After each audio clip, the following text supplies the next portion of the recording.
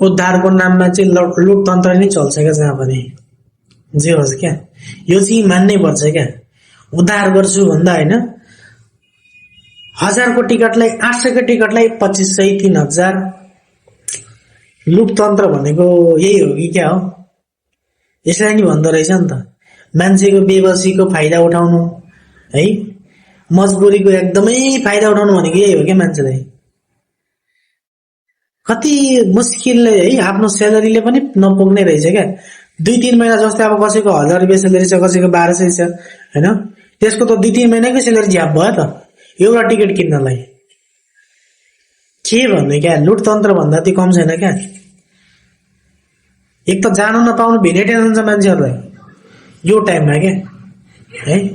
त्यो टाइम भनेपछि उद्धार गरेपछि अब हुन्छ नि मान्छेलाई उचित मूल्य लिउँ न हैन। यत्रो डबल त्रिबलै लिन्छ यार मान्छेहरु, के भयो के? लुटतन्त्र भन्दा त कम छैन त।